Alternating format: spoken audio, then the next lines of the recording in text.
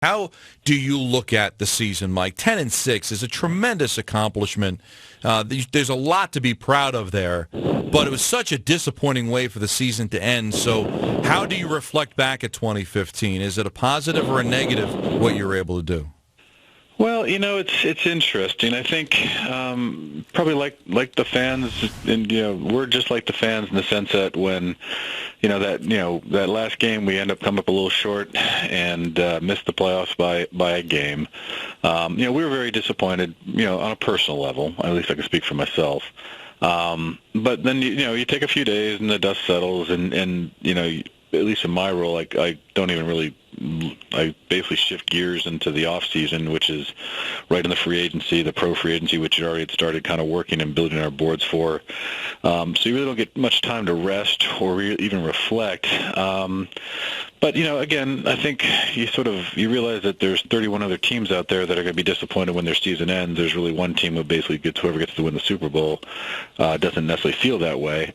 But you realize it's part of the business. It's part of what we went through, and I tend to try to go back and focus on the positives. There's a lot of things we did well this year. We're definitely a work in progress. And we're excited about where we're headed. We're very disappointed that we came up short by a game. But I think even when we're going through some of the exit interviews with the players, I mean, that's sometimes this a lot of them were felt there's a lot of things we did well, but it was a lot of motivation, hopefully, to come back. I have a really good off season, come back next year, and grow as a team and make the next step. All right, let's talk about some of the next steps. You made a lot of great moves in your first year, and one of them was acquiring Ryan Fitzpatrick, and now you got to kind of pay for the year that he had if you want him back. Do you want him back? And is there a price point where you go, no? Well, I would say this, and Todd has said this also. I mean, first and foremost, Ryan, did very well for us and had a great year and was a very big catalyst in a lot of things we did. And we very much would like to get Ryan back. That is part of our off-season goals. Now, I don't really want to get too far into, what we would pay and all that kind of stuff. All that stuff will work itself out. I mean, right now, at this point in time of our off-season process, we are, we've already kind of met with Todd and got the feedback from the coaches on the team. You basically, first thing you do is you kind of self-evaluate where you're at, how you feel about your own players, both the free agents and the non-free agents. And now we're going through the free agency process in terms of putting our free agent board together, which, again, ties in with the salary cap discussions and what we can do. So I'll leave it at simply we definitely want to get Ryan back if we can do that. We understand it's free agency, and we'll have to see how it plays itself out. But we're going to do everything in our powers, hopefully, to get Ryan back, and then we'll see. And of course, in today's NFL with the salary cap, you have to every decision you make impacts your ability to do things down the road or keep other players on the team. So, we're going to try to be in a perfect world fair with Ryan, but we have to. Obviously try to hold as much of this team together as we can. Now, Mike, isn't part of evaluating what exactly is Ryan Fitzpatrick? I mean, this is not a kid. He's never shown any indication of being this good. So when you look at him, do you say this is a byproduct of just having talent around him, or did he finally figure it out? So is it really just sitting down and trying to assess exactly what he is as a quarterback? Well, I think, and not really to focus necessarily on Ryan, but I think that's what every team does with all their potential free agents at this time of the year. And and really the business that we're in to a certain degree is trying to speculate for the future of what these guys are, what they are today, and what they may be tomorrow. And that's the tricky part, and that's what every GM and head coach in the NFL, not to mention all the scouting departments and coaching staffs that go into this process.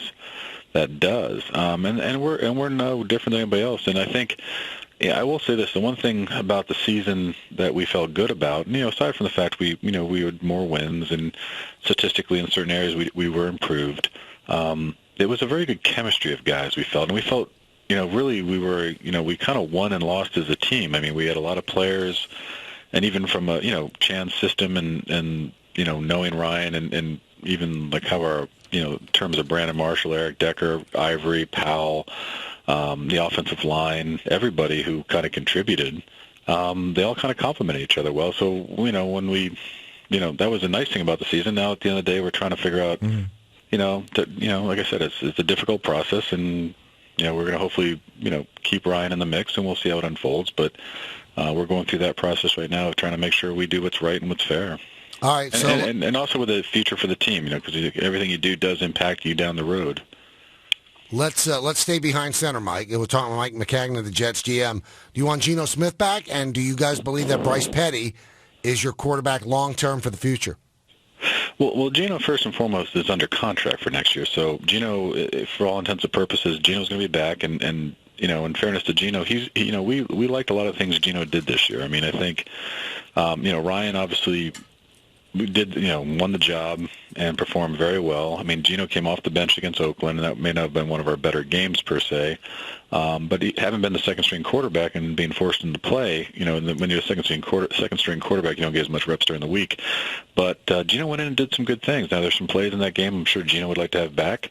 But he did do some good things also. So right now, Geno is under contract, so we intend to go into the offseason with Geno and see how he progresses and develops. He's still a young player.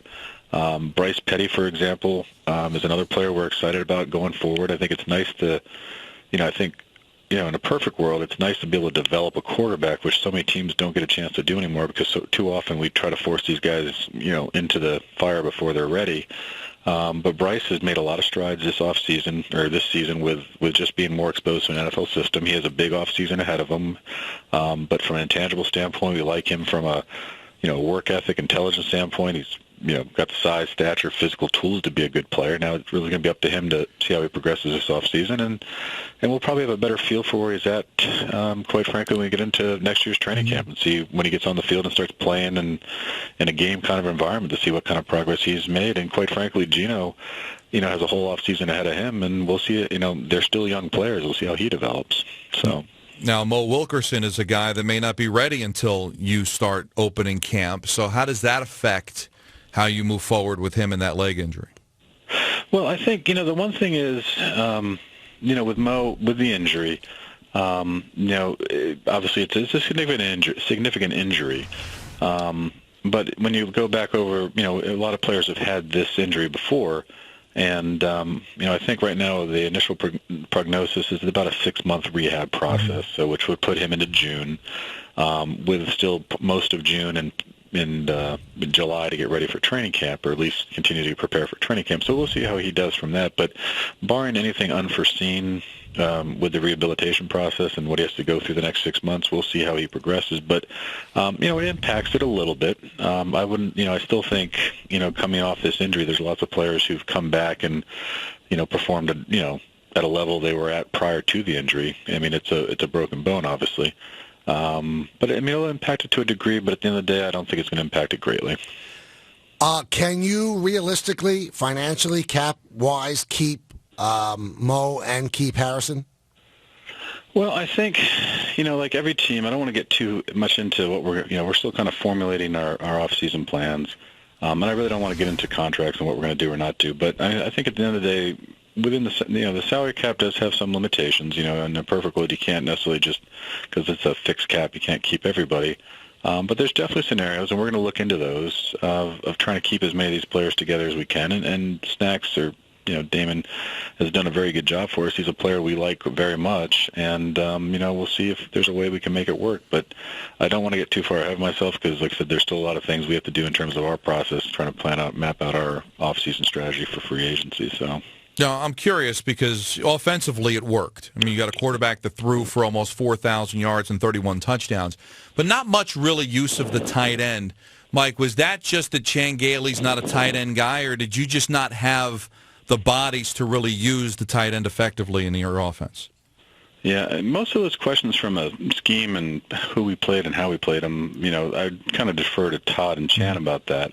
But I think at the end of the day, like, really look at what those guys, or at least Chan in particular, did. I think Chan, the offense put up, in terms of statistics, of a lot of, very big numbers. You had a 1,000-yard rusher, we had 2,000-yard receivers, and as you mentioned, a quarterback always almost threw 4,000 yards. But I mean, our thing is this. I mean, we definitely want to, from my standpoint, I don't focus as much on, did we utilize the tight end because, we had the skills or not skills there. My thing is simply to try to make sure we improve every position as much as we can going forward. And, I would say Kellen Davis had a role in terms of what he did, and Jeff Cumberland had some plays and made some impacts in terms of what he did. And I would say going forward, it's one of those positions we'll see how it develops.